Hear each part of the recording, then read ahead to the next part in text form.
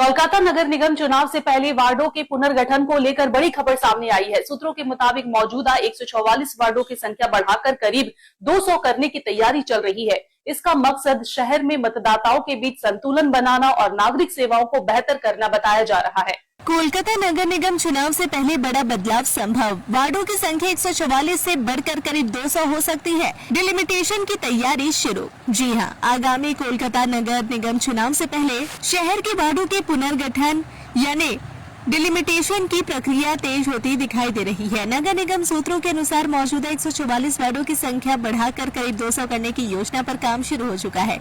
बताया जा रहा है कि इस बदलाव का मुख्य उद्देश्य शहर के अलग अलग वार्डों में मतदाताओं की संख्या के असंतुलन को दूर करना और नागरिक सेवाओं को अधिक प्रभावी बनाना है। वर्तमान में कुछ वार्डों में मतदाताओं की संख्या बहुत अधिक है, जबकि कुछ वार्ड अपेक्षाकृत छोटे हैं। इसी असमानता को खत्म करने के लिए नए सिरे से सीमांकन की तैयारी की जा रही है। सूत्रों के अनुसार राज्य के नगर एवं शहरी विकास विभाग ने इस संबंध में कोलकाता नगर निगम को आवश्यक प्रक्रिया शुरू करने के निर्देश दिए हैं। इसके बाद निगम के सर्वेयर और विधि विभाग की टीमें विभिन्न इलाकों में सर्वे कर रही है। इस सर्वे के दौरान प्रत्येक वार्ड में मतदान केंद्रों की संख्या, क्षेत्रफल, सड़कों की स्थिति, आबादी, मकानों की संख्या और नागरिक सुविधाओं का विस्तृत आकलन किया जा रहा है। इन सभी पहलुओं को ध्यान में रखते हुए नए वार्डों की रूपरेखा तैयार की जाएगी।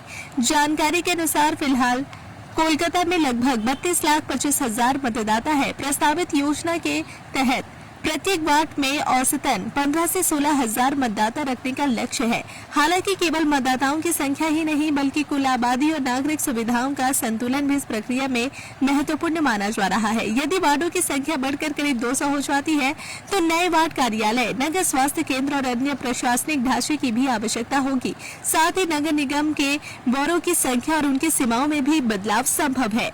वर्तमान में वार्डों के बीच मतदाताओं की संख्या में काफी अंतर है। उदाहरण के तौर पर कुछ वार्डों में 80,000 से अधिक मतदाता है, जबकि कुछ वार्डों में यह संख्या 15,000 से भी कम है।